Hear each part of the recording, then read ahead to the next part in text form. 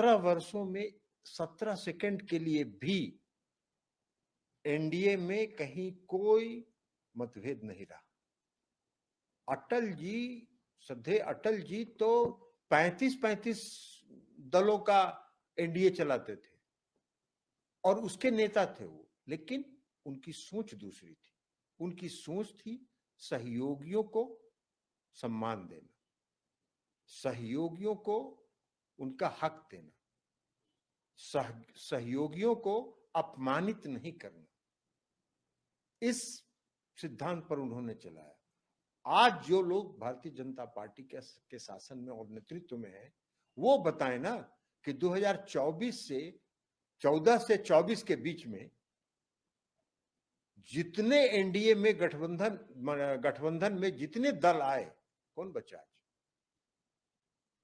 इसलिए कि सबों को अपमानित किया इन्होंने। ये अपमानित करके गठबंधन चलाना चाहते थे। भाई, हम लोग की पार्टी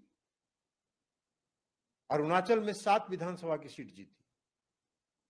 7 विधानसभा की सीट में हम लोगों ने, इनकी सरकार बन गई, हमारे भी विधायकों ने लिख के इनको समर्थन दिया। उसके बाद 6 विधायकों को इन्होंने अपनी पार्टी में मिला लिया। ये कभी आज तक अटल जी और अडवाणी जी के समय में नहीं होता था। हम एक दूसरे दलों से किसी को ज्वाइन नहीं करवाते थे, दल बदल नहीं करवाते थे, लेकिन इनको उससे मतलब नहीं है। इनको गठबंधन चलाने से मतलब नहीं है। इनको इस बात से मतलब है कि गठबंधन में लाइए, उसको अपमानित कीजिए, उसका पैर कतरिए, उसको छोटा करिए, उसको जितना कर सकते हैं वो करिए। हम आपको बता रहे हैं, हम पहले बिहार की स्थिति बता दें। बिहार में इनके साथ जब हमारा गठबंधन था 2005 में, हमारी संख्या सबसे ज्यादा थी, फिर भी नीतीश कुमार जी ने इनको पर्याप्त प्रतिनिधित्व दिया। 2010 के चुनाव में हम 118 विधानसभा सीट पर जीते थे।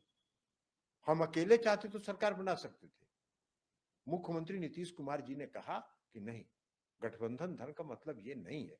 अगर कोई सहयोगी दल हमारे साथ है तो हम उसका भी सम्मान करेंगे, और उन्होंने इनको पर्याप्त प्रतिनिधित्व अपनी सरकार में दिया। 2015 में हम महागठबंधन में थे। महागठबंधन से 2017 में हम बाहर आए, और तब भी जब सरकार बनी एनडीए की, तब भी इनसे ज्यादा मेरी संख्या थी। फिर भी हम लोगों ने इनको पर्याप्त प्रतिनिधित्व दिया, इनको सम्मान दिया।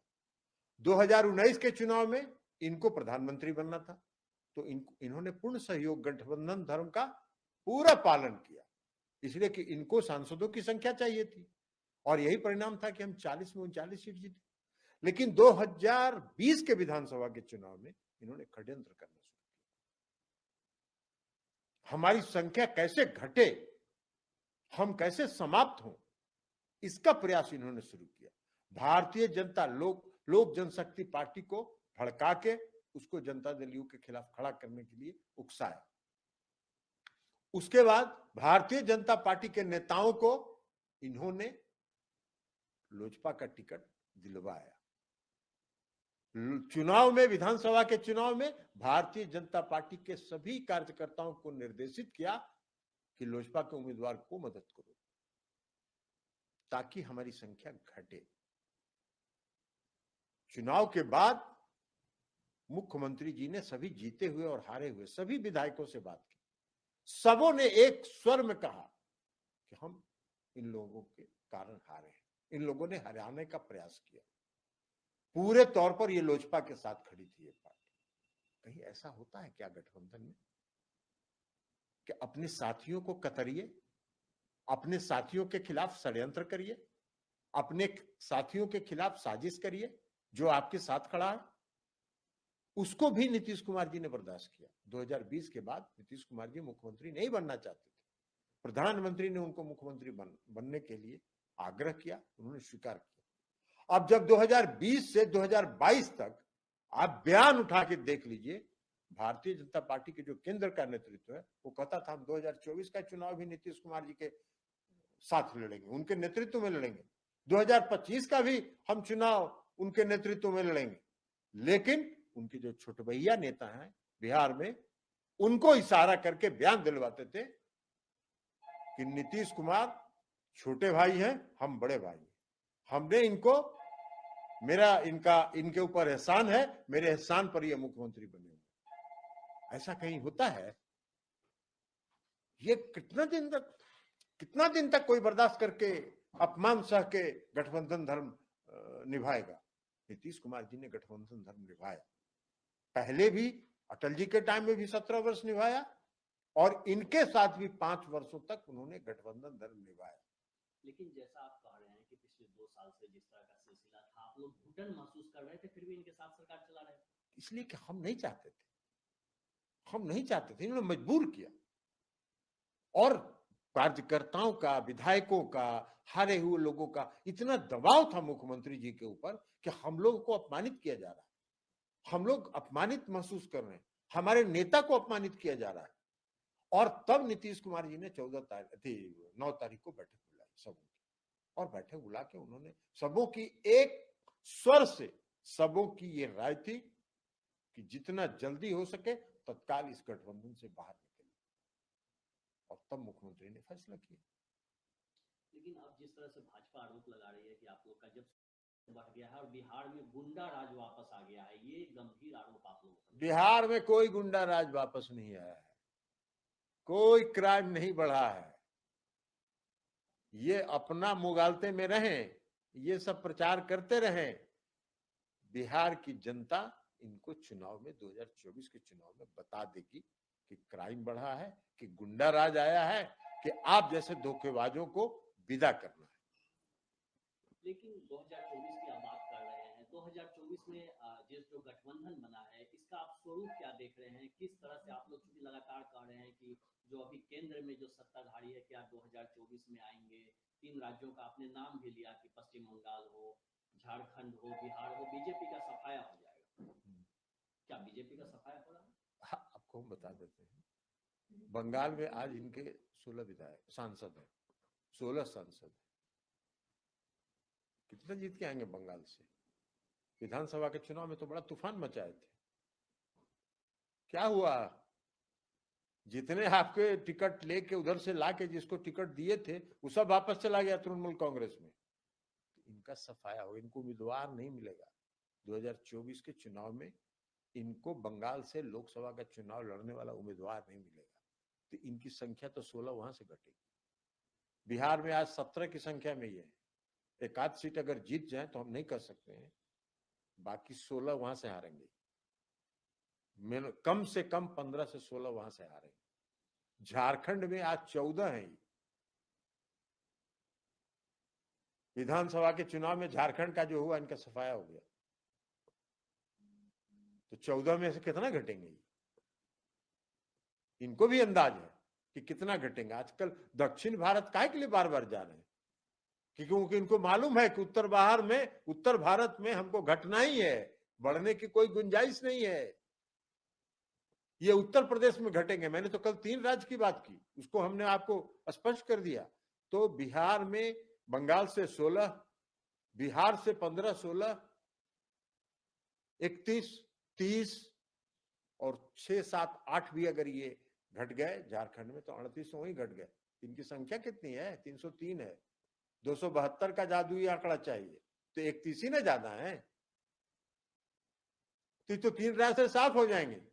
आज उत्तर प्रदेश में ये सबसे मैक्सिमम ऊंचाइयों पर है, तो उसमें से नीचे ही ना जाएंगे, उसके ऊपर कहां जाएंगे? तेजस्वी यादव जिस तरह से कह रहे हैं कि अगर ईडी को, सीबीआई को चाहिए, तो अगर चाहते हैं तो अपना दफ्तर खोल ले हमारे रेजिडेंस पे, क्या आप लोगों को डर है इस बात का कि सीबीआई ईडी का एक्शन होगा? आप देखिए ना, सीबीआई ईडी का जो करना ही कराते रहे, उससे कोई डरने वाला नहीं है।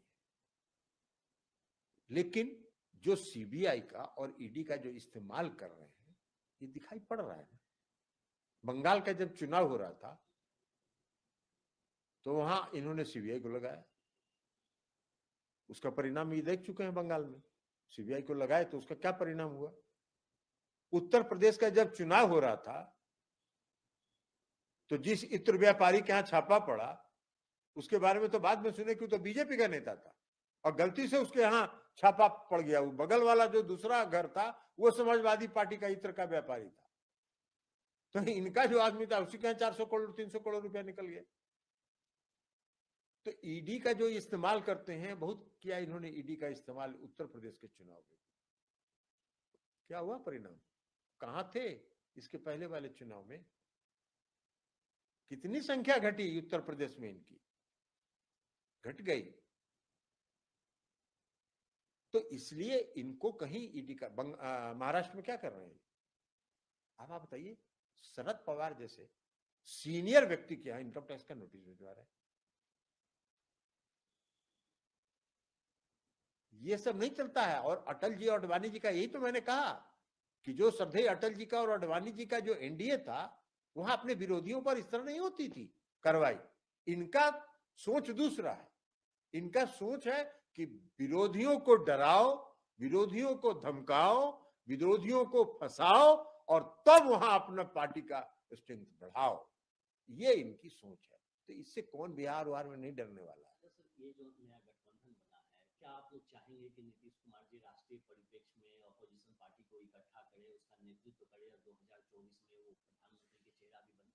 देखिए, नेतृत्व करेंगे कि नहीं करेंगे ये अलग सवाल है। ये सभी पार्टियों पर निर्भर करता है कि कौन उसका नेतृत्व करेगा। हम लोगों ने, और ना नीतीश कुमार जी प्रधानमंत्री के उम्मीदवार हैं, हम लोगों ने ये कहा है कि नीतीश कुमार जी प्रधानमंत्री के उम्मीदवार नहीं है, लेकिन प्रधानमंत्री बनने के लिए जितने गुण चाहिए, जितनी योग्यता चाहिए, वो नीतीश कुमार जी में उपलब्ध है। तो प्रधानमंत्री का उम्मीदवार होना और योग्य होना, इस देश में और भी कई लोग हो सकते हैं योग्य, कई नेता हो सकते हैं योग्य, लेकिन नीतीश कुमार जी में भी योग्यता है, लेकिन वो उम्मीदवार नहीं है।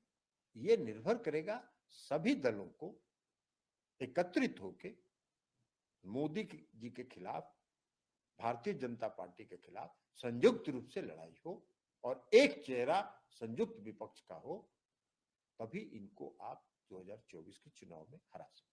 लेकिन क्या नीतीश कुमार जी जो विपक्षी खेमा जो बटा हुआ भी दिख रहा है, क्या उनको इकट्ठा करने का कम से कम कोशिश करेंगे? जरूर करेंगे। हम लोगों ने उनसे आग्रह किया और कुछ दिन के बाद उन्होंने कहा है कि कुछ दिन के बाद अंदर सरकार जो यहाँ बन जाती है और एक सरकार सुचारू रूप से चलने लगती है, तब हम जरूर जाएंगे और दिल्ली जाके सभी दलों के नेताओं से मिलेंगे और सभी को ये कहेंगे कि सब लोग बैठिए और सब लोग बैठ के एक राय पर सहमत हुई और तब भारतीय जनता पार्टी के खिलाफ लड़ी, संयुक्त रूप से लड़ी। उत्तर भारत हो चाहे दक्षिण भारत हो, पूर्वी भारत हो या पश्चिमी भारत हो, सभी दलों को जो क्षेत्रीय पार्टी, अब आप बताइए ना, भारतीय जनता पार्टी के अध्यक्ष पटना में गया, उन्होंने कह दिया कि क्षेत्रीय पार्टी को हम समाप्त कर देंगे। अरे कर दीजिए ना क्षेत्रीय पार्टी को समाप्त। क्षेत्रीय पार्टियां अपने बलबूते पर बढ़ी है, अपने कर्मों पे बढ़ी है, अपने फॉलोइंग के आधार पर बढ़ी है। आप कौन होते हैं समाप्त करने वाला? जनता समाप्त करती है ना, बनाती है। तो पूरा जनता का ठेकेदारी ले लिए क्या? ऐसा नहीं होता है। अब ये अहंकार है, ये जो भाषा इस तरह की निकलती है वो अहंकार की भाषा है। और इस देश में और जो इतिहास गवाह है, रावण जैसे शक्तिशाली व्यक्ति का अहंकार जब रहा ही नहीं, तो अहंकार किसका रहेगा?